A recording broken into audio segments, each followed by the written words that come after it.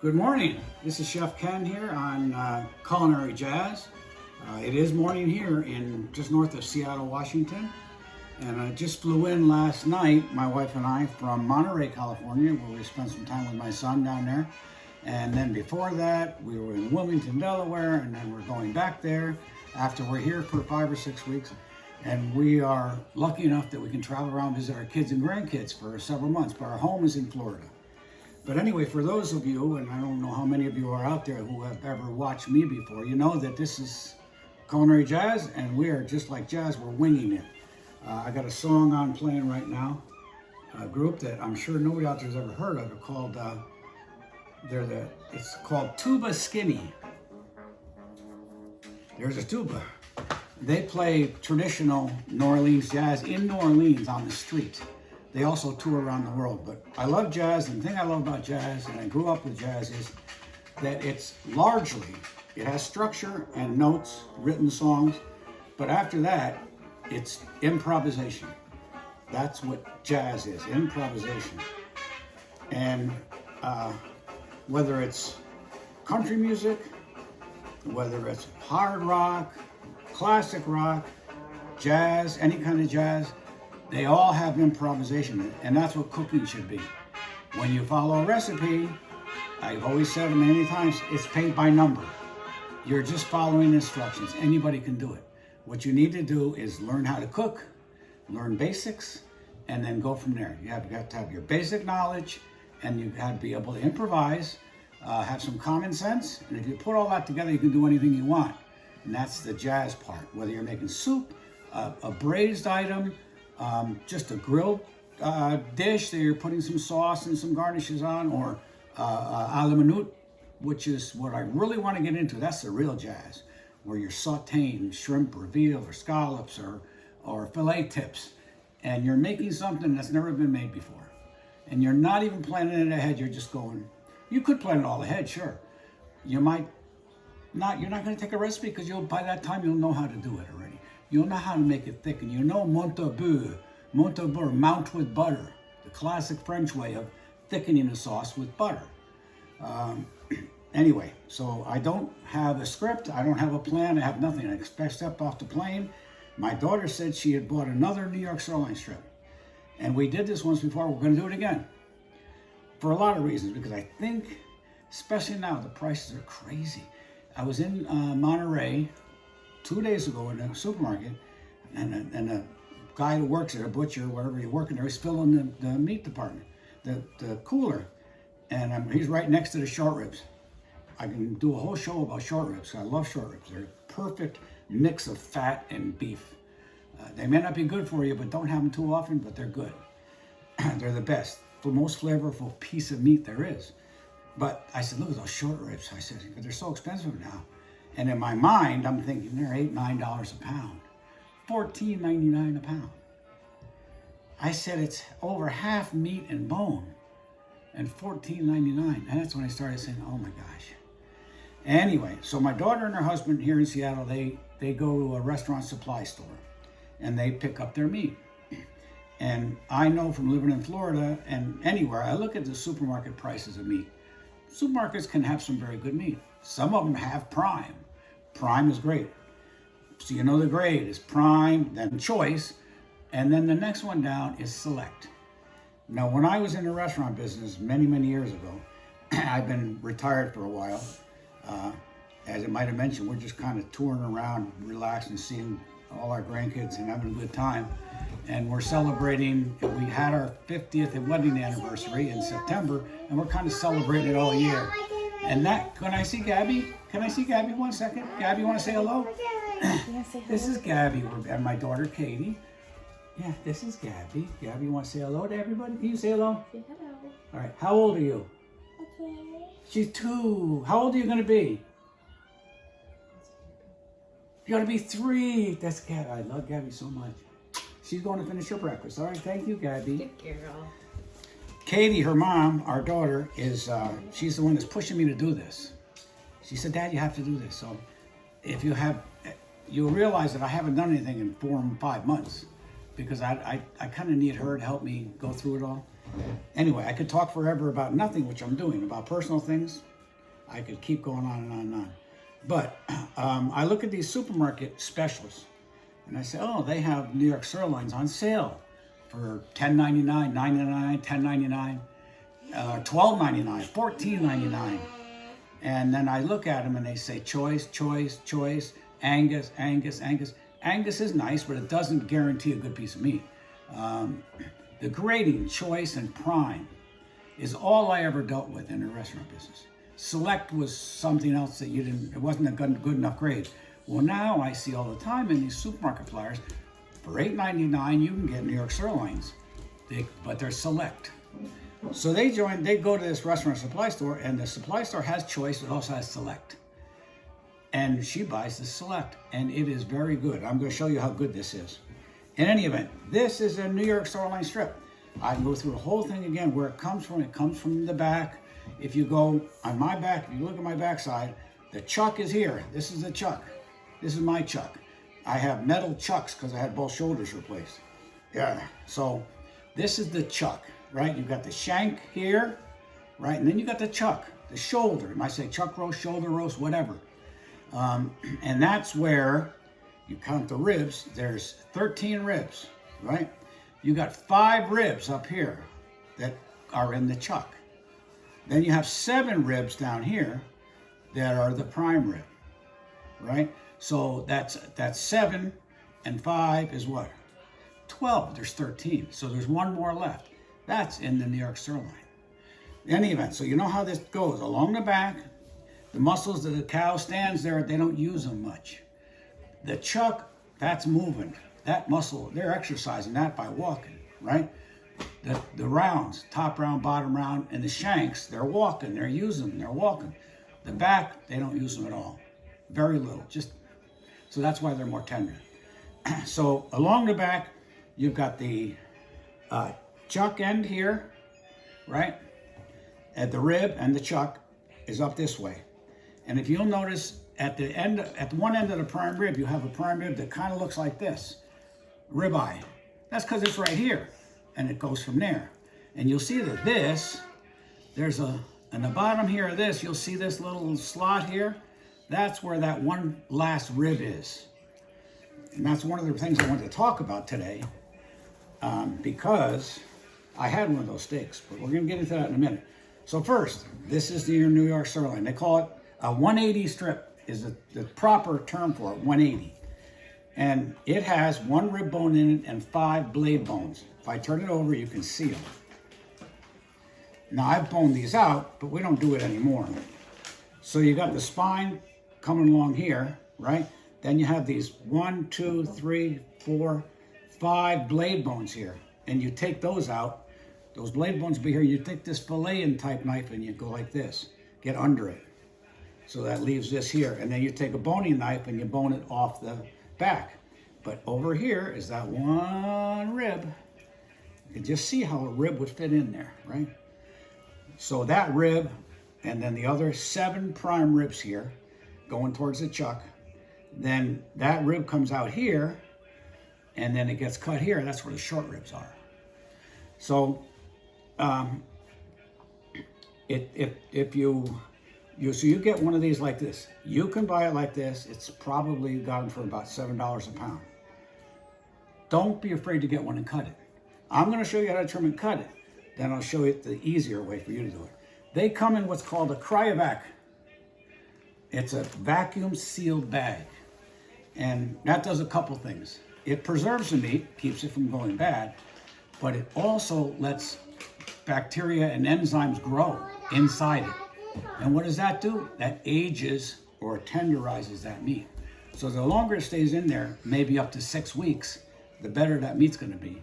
So if you get one of these and you take that cryovac off and it has what we call a cryovac stink, this one didn't. So this one was apparently maybe only in there a week. But if you were to buy one and leave it in your fridge for 3 weeks, you might take the bag off and it has a little smell. Don't worry about it. If it was really rotten, the meat would be all mushy if it got bad. But if it just has a little smell, just pat all the blood off and the smell goes away, throw the bag in the garbage, Don't be afraid. Don't rush back and take it back. Say, oh, this thing is rotten. It's not. Okay, so that's the bottom of it. And we get along here on this side, there's also, on the other side of the blade bones, there's the tenderloin. So that tenderloin comes along here and goes into the rib. So you get part of a tenderloin here and part of it up in the rib section. That's the tenderloin. If I were to cut through, if the bones were here, the backbone and everything, I'd cut through here, you would have a porterhouse. As I move down here and the fillet ends, the tail ends here, and I cut these steaks, they'd have a bone, but no fillet. That's T-bone. You'll have it, wordly named some places. Porterhouse has a fillet. T-bone doesn't. No sense in getting a T-bone if you ask me. It's just a bone-in sirloin. I like the porterhouse because it has the fillet and the New York. Filet and New York, they're the two most tender because you go from the top sirloin, which is tender. Everything else, I'm going to give you the tender pieces. Everything else is going to be okay, but not really good for roasting or grilling. Top sirloin, any of it's good. New York sirloin, any of it's good, but it's more tender, more expensive. The filet mignon, more tender, more expensive. So we're going from tender and juicy, but more tender. Then we get up into the filet, the most tender and most expensive, and then we get into the prime rib. We'll talk about prime rib another time. It's a totally different animal. All right, one of the reasons I'm glad she had this and we're doing it is because I had a steak. When I get finished, I'll talk about it. I had a steak. It was a bad experience. And we're leaving our last day in Delaware with my son and his family. And we wanted to go out to dinner, have a nice dinner. We picked a nice place. And I wanted to have a nice steak. And I ordered a nice steak. And 40, 50 years ago, you went to a place, you ordered a nice steak, you got a nice steak. Never got a bad steak. Now, they don't know what they're doing. They don't know how to trim meat. They don't know how, it wasn't a good experience, but I'll show you exactly why. Anyway, so here we go. We got this. You've never seen one, you've never done it. Don't be afraid. It has the eye, it has the tail. It's a 1x1. It has a tail that's 1 inch by 1 inch. You can leave it on entirely or you can cut it off. I'm going to choose to leave it on for now, okay? Then you got the fat along here. As you go along here, you're going from the rib end, and there's not a lot of fat on here. The higher you go in grade, the more fat, because those cows are in a feedlot for a longer period of time just getting fat.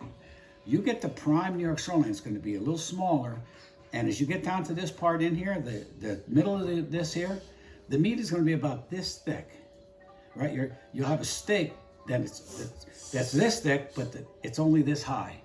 The fat's the same height. It has so much fat on it. So you're paying a lot for just that fat. All right, so here's what do we do with it now? All right, we trim the fat. So what knife do we use? This is an all-purpose French knife that are $10 to $20. And this is a steel. This just tunes the edge. It doesn't sharpen. If you want to sharpen, hi, that's Gabby. She loves to talk. If you want to sharpen, you got to get a stone. This is called a whetstone, W-H-E-T.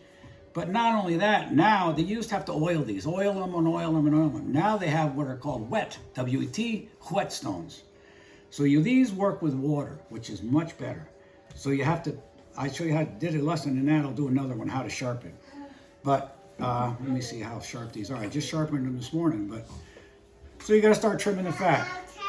At this end, over here on the loin end, you'll see there's no fat here hardly at all. But it goes down, and I know that. So I'm going to follow that and then follow it along here. This front part, we're going to take and cut that fat down real close, starting with that. Get it down as close as you can. Don't be afraid about hitting the meat. I'm not afraid about hitting the meat. You know why? Right here, I don't know if it shows up on camera, there's this silver skin all along here. It's called silver skin. It's a type of binds and holds the fat to the muscle. That's the silver skin. You have a little piece of silver skin on the fillet. You have a nice big piece here. You could take this off and make a belt out of it. It's very rubbery. You can't. It's not edible. So now here I'm going to take some more fat, but it's coming down. Don't be afraid. Hey, I just cut a little meat. Oh my gosh, no worries. Because I don't know how thick it is. I can tell by feeling, but like I said, this doesn't have that much fat on it, as Choice or Prime would have much more fat. But then again, you're paying for a lot of fat. It's like those short ribs. What did I say, $14 a pound? Oh man, how can you even think about affording that?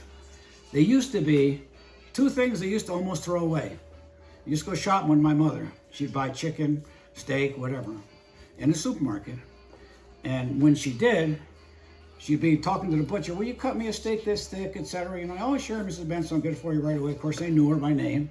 Those days were nice, right? And he'd say, hey, listen, you want any chicken wings? She'd say, sure. They're free. They were giving chicken wings away. Amazing what happened to chicken wings. For you younger folks out there, chicken wings were very cheap. Chicken breasts were very expensive. Thighs were very cheap. And this is amazing. One little place in Buffalo, New York, I don't know if you know about this, but in Buffalo, New York, there was a bar that I've been to. I was there because we were opening a restaurant in Rochester. I was opening a restaurant in Rochester, New York, and I had never heard of buffalo wings. And everybody said, oh, you got to have them. Rochester's not far from Buffalo. I said, you got to have buffalo wings. I don't know what they are. Go to the Anchor Bar and check. So this is going back 40 years. And so I went there, and the Anchor Bar invented these buffalo wings. And I said, you're just throwing raw meat in the fryer? It goes against everything I knew. But those are buffaloes, and they were cheap. Because wings were cheap, so they make them and pass them out at the bar to get people to drink more. They put hot sauce on it, so people want another beer. Use wings, they're cheap. Are we cooking chicken? We're boning out our own chickens. That's another thing you should do, is buy whole chickens. But they might have these wings left over, because what are you going to do with them? People want chicken breasts. They don't want chicken wings. With chicken wings, as we all know, have become so popular that the price is going crazy on it. Now, they're wanted more than the breast. So what happened to the chicken breast used to cost $3.99, $4.99 a pound. They're still even that or lower, where they should be way, way, way up, but not, because they have them all left over. You want the wings, you want the wings. And the wings have gone from free or 20 cents a pound to, what are wings now, Katie, do you know? Maybe about $4 or $5 a pound? I just bought some. For chicken wings, for skin and bone. I love chicken wings. But anyway, so we're back to this. 180, right? 180 New York strip, New York shell. Tail on it's 1 inch by 1 inch. The fat's a little deeper here, going through. And the meat is high here, and it goes low, the lowest part right here. And it comes to this end where the rib is. Again, this is a steak. Next piece is prime rib. All right, so this strap that I told you about, we got to do something with this strap, because you cannot chew that, right? Not only that, is if you cook a steak with this on it, this part curls up. So I was taught that you have got to get this strap off. You've got to take it off. There's no question about it. If you're going to sell this or serve it, whether you're a butcher or a restaurant that's selling steaks, you've got to take this off. You can see how tough that is. Oh, look down here. Oh, this is just really tough. Right? There's nobody that can really chew that. You wouldn't want to pay $40, $50 for a steak and get this on it, right?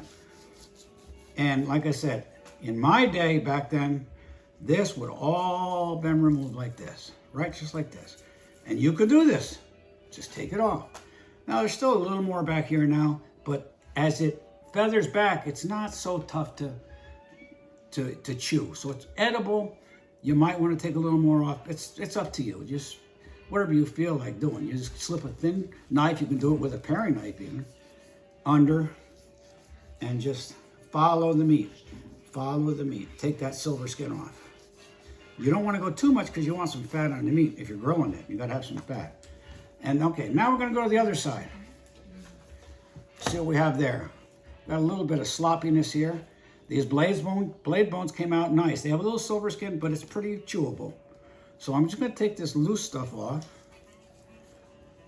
Save that too. And if you're grilling on a charcoal grill, you take this fat. Throw a couple pieces of fat on before you put your steaks on.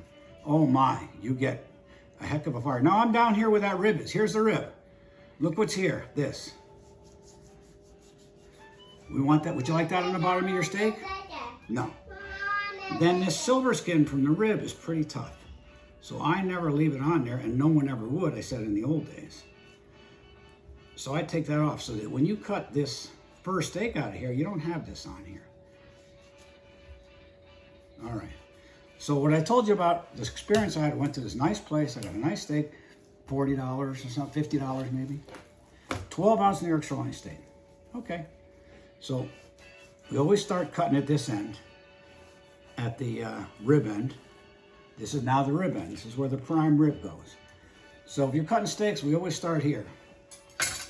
Now, I had a 12-ounce sirloin steak. Now, I just took the stuff off, but I'm going to tell you what they did. It was cut about, you have a scale? Can I find it? It was about this thick. Oh, it's right here below me.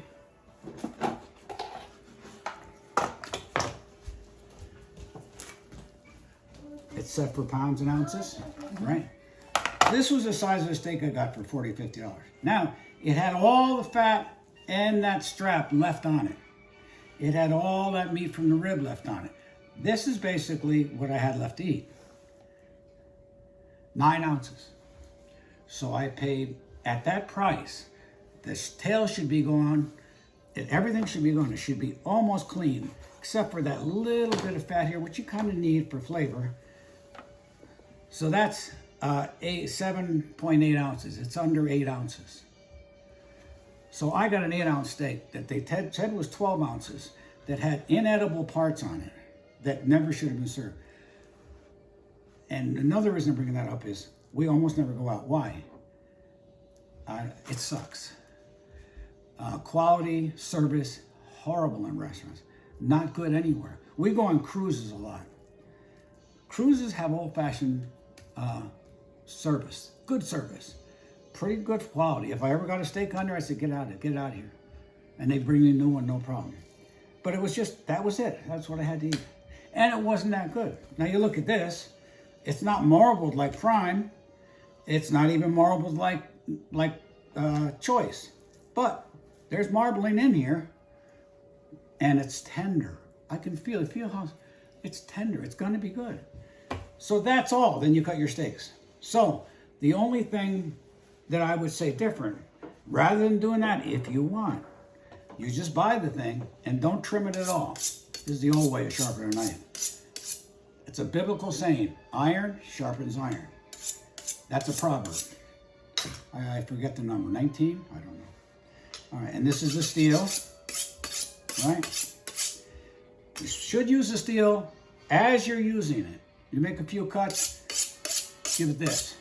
Always use your steel after you clean up the knife and everything before you put it away. So when the next guy or when you come out, even though you're going to do this, it's going to hold the edge. Don't ever put them in a dishwasher or hot water. Hot water makes that metal expand and contract, which just takes that edge off.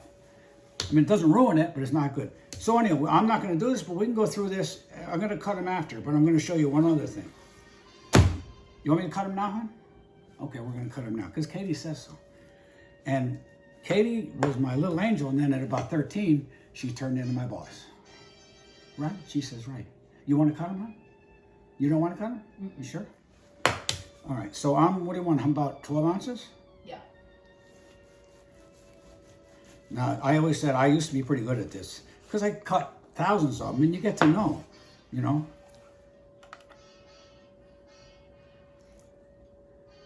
13. So it's pretty close, That's right? You know, in my better days, I would have had it nailed every single time, but. So we just cut through it, and what you see is you're going to be getting a lot of very nice steaks. That's a beautiful looking steak. For maybe, even after you get the fat off them, they're going to cost you, maybe you're going to be paying $9 a pound. Not bad.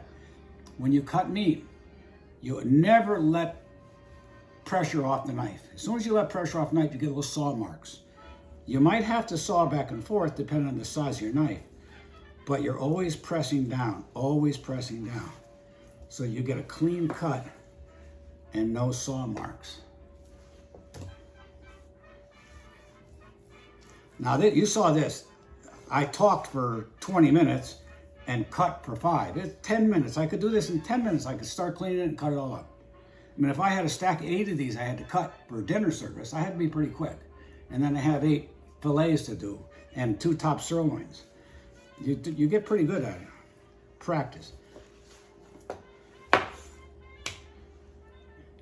So if you were to do one of these, so the other thing I was going to tell you, if you don't want to go through all that, you very simply, look at this, there's no tail on that at all. That's nice trim. I didn't take it off. It wasn't on it. You could take it and not do anything to it. Just go in and say, okay, I'm cutting steaks. I want them about this thick, about 1 inch thick. Now you're going to have a little fat here. You're going to have this up here. You could take the strap off like that. I don't know if you can see. If I hadn't trimmed this all, you'd have to take the strap off. You'd have to check underneath if there's anything. There's nothing there. And if the fat is too thick here, you take it off. If the tail is too big, you take it off. And you'd have the same thing. But you just have to trim each one individually. All right, now this right now would be a beautiful roast for about 8 people. Beautiful, beautiful roast. But we're not gonna, you don't wanna roast, do you?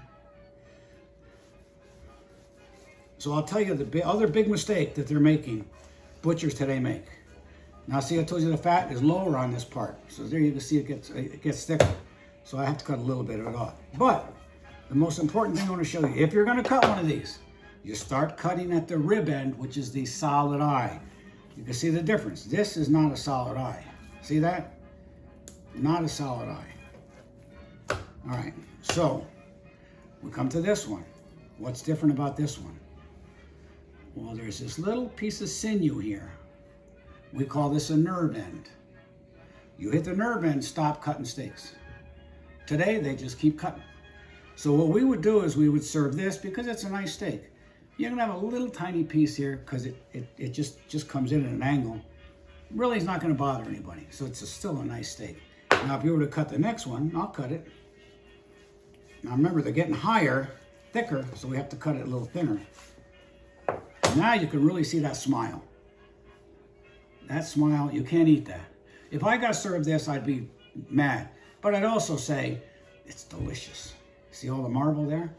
And I'd know, because I know meat, I would know that I'm gonna have to eat that by cutting around this. And then cut this off and then eat the rest. And I'd be happy as a pig in a hot tub. But most people would cut and say, they send it back, they say, it's all gristly. So we didn't. What we did at this is we would maybe take this right out and have a steak sandwich that we serve for lunch. Or, like I said, use this as a roast or cut it into sirloin tips. Or use it for today, fajitas, right? Do sirloin tips then we can make fajitas. Yeah. I mean, the meat is really good. This is beautiful meat. But again, look at that.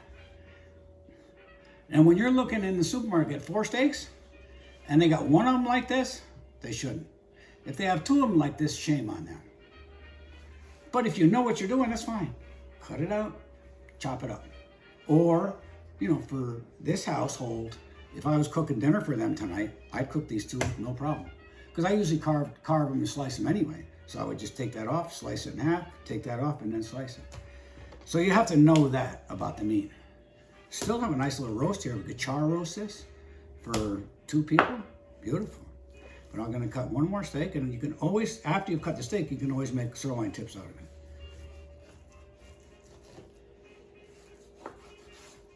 it. See the little mark I got? I kind of screwed up and sawed at it a little bit. Now here, this is what you get in the top sirloin. It's a beautiful piece of steak. And you could just pull that off by hand almost, right?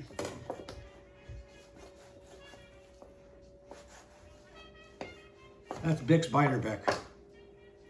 It's called,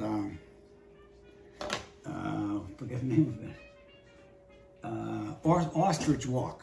Great song. This little ditty here, it gets bigger in the top sirloin. It's just a really nice steak. It's almost like a little filet mignon. All right, well, and this one has got this. You can see the rest of that smiley face there. So we have to use this for fajitas or something like that, or sirloin tips, bordelaise. Okay, folks, that's it for now. Please do this. Go out and do this. You're going to have so many meals here and so many different ways to do different things with. I know it's going to make you happy. Thank you so much for watching. And please, any kind of comment you have, say good, bad, or what really, most of all, what you'd like to learn. I've done most everything, and I'd love to answer questions. Thank you.